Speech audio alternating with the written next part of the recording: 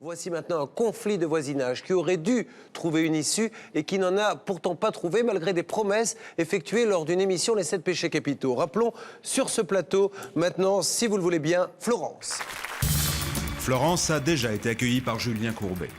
Jugée trop provocante dans sa façon de vivre, Florence subit tous les jours les colibés de ses voisines. Elle voudrait, comme promis, être relogée ailleurs. Bonsoir Florence. Florence, nous n'allons pas perdre de temps et voir tout de suite un reportage. Au départ, donc, un problème de voisinage avec évidemment vos voisines qui vous reprochent l'éducation de vos enfants, parfois vos tenues qu'elles jugent trop sexy.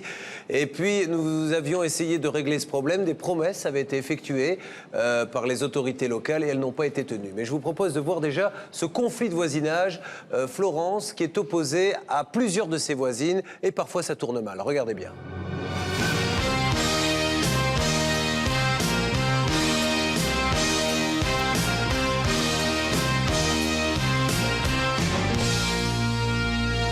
S'en fout royalement, elle a envie de montrer son cul à tout le monde, elle fait ce qu'elle veut. Hein.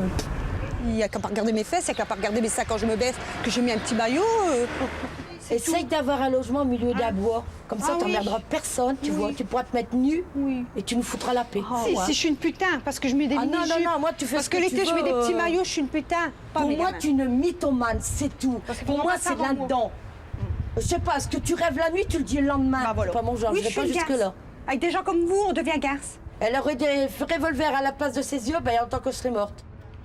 Béthune, dans le nord de la France, dans ce quartier populaire du Mont-Liébaud, composé de petites maisons individuelles, vit Florence, 33 ans, qui élève seule ses 4 enfants. Quelques mètres plus loin, ses 2 voisines, Ludivine au numéro 11 et Marilyn, la plus ancienne du quartier, au numéro 7. Elle ne supporte plus Florence et ses enfants depuis 2 ans. 2 ans depuis qu'elle a mis son concubin dehors que ça a commencé, quoi. Lui, il arrivait encore à tenir ses enfants, mais le problème, c'est que depuis qu'il est parti, elle a un petit peu du mal à éduquer ses enfants, on va dire. Le père de Florence parle, lui, d'acharnement des voisins depuis que le concubin de sa fille est parti. Comme par hasard, du moment qu'il est parti, tout le monde s'est déchaîné. Tout le temps qu'il était là, il n'y en a pas un qui a bougé. Mais maintenant qu'il n'est plus là, tout le monde se déchaîne. Problème numéro 1, les enfants de Florence. D'après les voisines, les bêtises se multiplieraient quand elle n'est pas là. C'est une femme qui ne sait pas s'occuper de ses enfants. Elle sort en boîte de nuit, ils sont là tout seuls. J'ai dû retrouver des allumettes, j'ai retrouvé des piles qu'on met dans des torches, des pots de peinture, du papier. Ils s'amusent à brûler des trucs là devant chez nous. On a retrouvé des papiers brûlés. Ils nous mettent des mots dans la boîte aux lettres. J'habite à la porte numéro 13. Ils nous ont balancé des pommes de terre dans le jardin, dans les chambres en haut. Donc ces enfants, ils sont livrés à eux-mêmes de toute façon. On leur reproche notamment de s'être livrés à des dégradations dans le quartier. Ils traitent, ils nous menacent, puis ils nous accusent d'avoir cassé des voitures. Ils n'ont pas une auréole. Ils ont fait des bêtises comme tout le monde, mais pas au point de casser quand même des voitures. Pour Florence, il est extrêmement rare qu'elle laisse ses enfants seuls. Pour elle, ses voisines se mêleraient de sa vie privée et ses enfants feraient moins de bêtises qu'on ne le dit. Mais les enfants ont également des choses à reprocher à leurs voisins. Ils nous insultent, ils nous font des menaces. Mais ce que l'on reproche aussi à Florence, c'est son attitude provocante dans le quartier. Un de ses voisins témoigne visage caché. Oui, elle allume les hommes. Pour moi, c'est une salope. Je l'ai lui vendre le portable. Au moment de me donner l'argent en liquide, elle a proposé de me le payer en nature. Dans quelques instants, la suite de ce reportage. Alors pourquoi toi tu l'as giflé? Parce qu'il m'a traité de putain, je lui ai foutu une gifle. Comment Florence et ses voisines peuvent-elles cohabiter le temps que le logement promis par la mairie se débloque? Les problèmes qui régnaient sur place sont survenus de nouveau, donc le plus tôt sera le mieux, quoi. En plateau, toute l'équipe de Sans aucun doute tente de trouver une solution à la situation de Florence.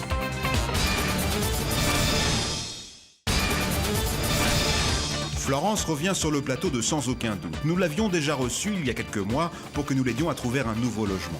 Entre Florence et ses voisines, l'affrontement est permanent. Dans son quartier, on la trouve trop provocante. Je sais pas, ce que tu rêves la nuit, tu le dis le lendemain. C'est pas mon genre, je vais pas jusque-là. Avec des gens comme vous, on devient garce.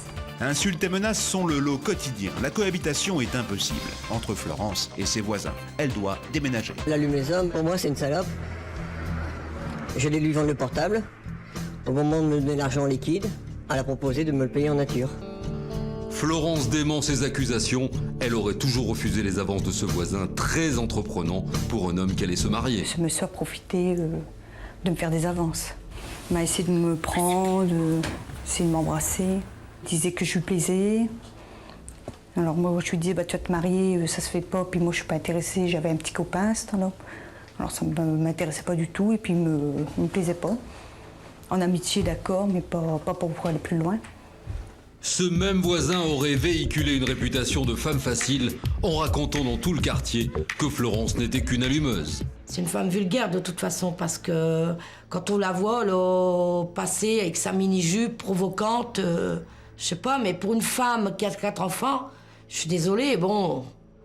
Si j'étais grosse, laide, avec des lunettes, avec des drôles de vêtements, je pense que personne ne m'embêterait et là, je serais bien admise dans le quartier. Florence aime plaire aux hommes, elle aime s'habiller sexy et elle assume. Peu importe ce qu'en pense le voisinage.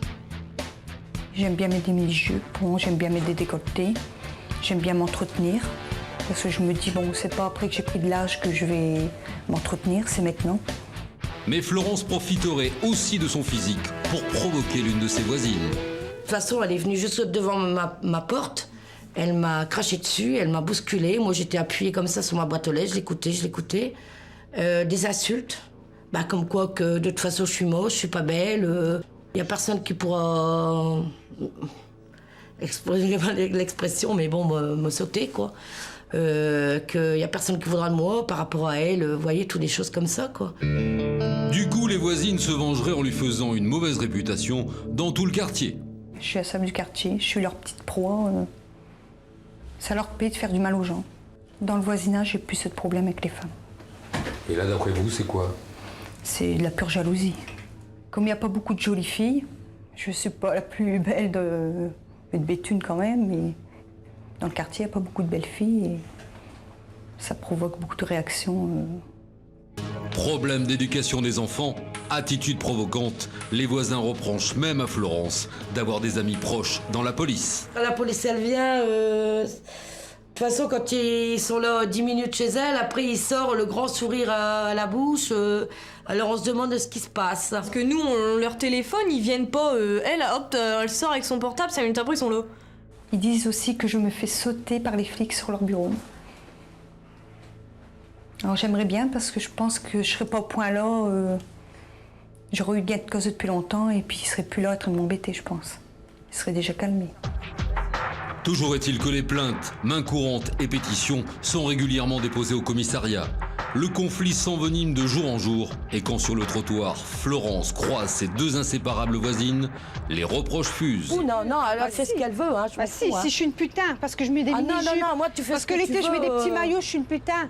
Oh non, moi tu t'habilles comme tu veux, ce que tu fais, moi on s'en fout, hein. Moi je t'ai jamais insulté, fout, Ludivine. À un moment donné, tu mettais des mini-jupes. Jamais je m'aurais permis.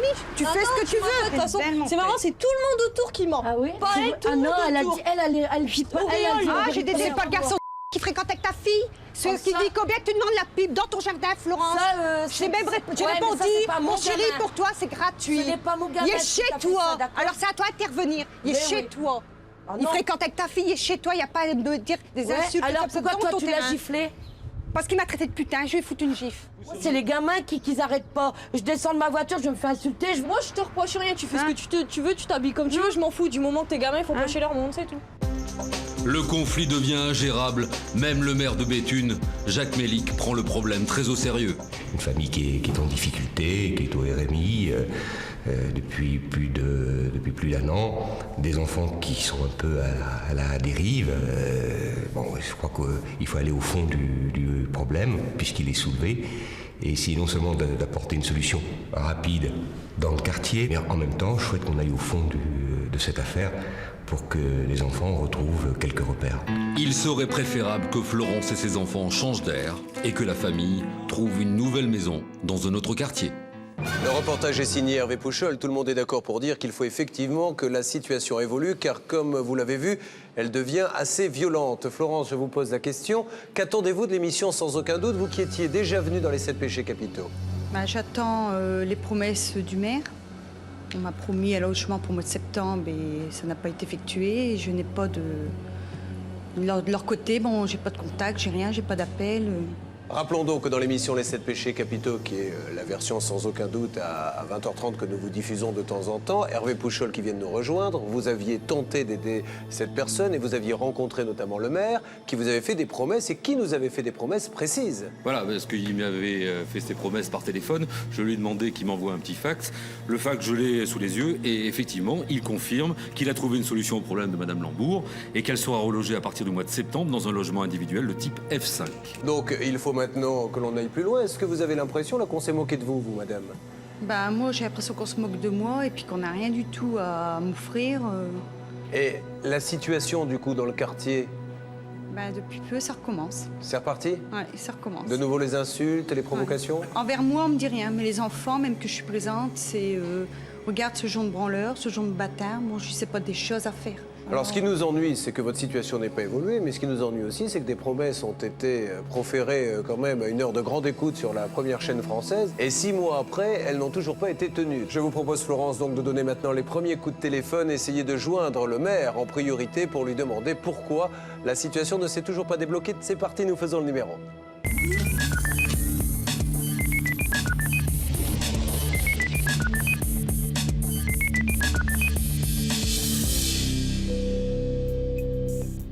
Allô? Oui, bonjour.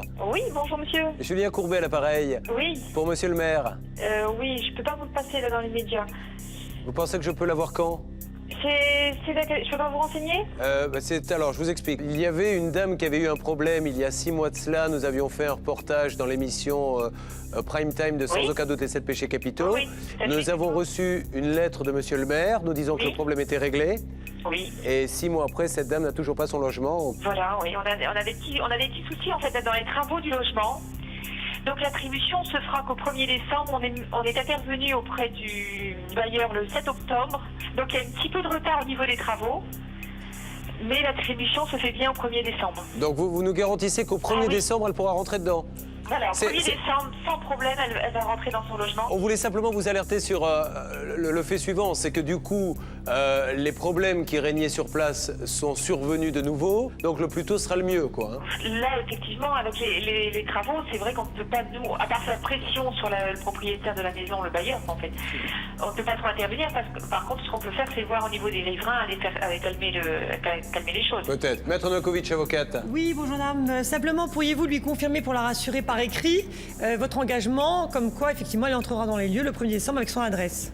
Ah oui, tout à fait. Merci. Bon. En tout cas, merci 1000 fois, madame. Donc, on prend acte 1er décembre. Au 1er décembre. Super. Merci, remercie monsieur le maire. Merci, madame. Bon, ça, c'est, je l'espère, une première bonne nouvelle. Ça ne nous empêche pas d'appeler quand même le fameux bailleur pour essayer de comprendre pourquoi il y a tant de retard, Hervé, et peut-être faire accélérer même un petit peu la manœuvre. Une petite précision, Madame Lambourg, début septembre, a appelé ce bailleur, qui l'a rappelé en lui proposant de visiter la maison. Début septembre. Et vous n'avez plus jamais eu de nouvelles? Non, c'est moi qui ai repris contact parce que sinon, j'avais jamais de nouvelles. Alors nous appelons tout de suite cet organisme. On sait que c'est le 1er décembre. Si ça peut être avant, c'est mieux. Essayons quand même. La régie fait maintenant le numéro.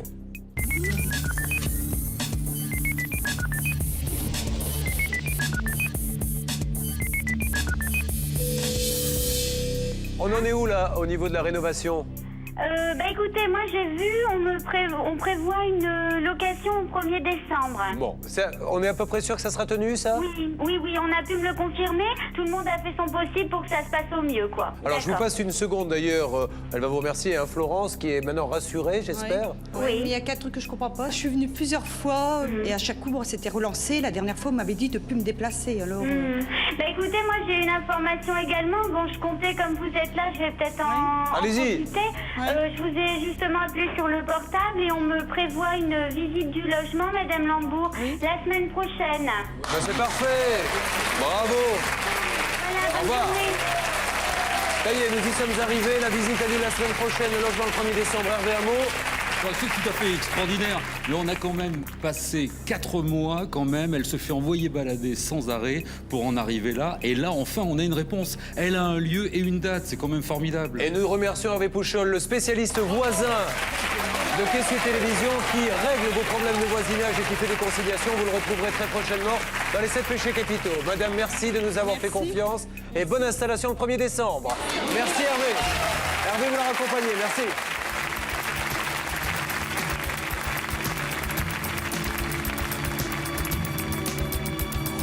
On remercie l'équipe de Sans Aucun Doute. Grâce à eux, le 1er décembre, bon, je vais pouvoir avoir mon logement, habiter avec mes 4 enfants et avoir la tranquillité.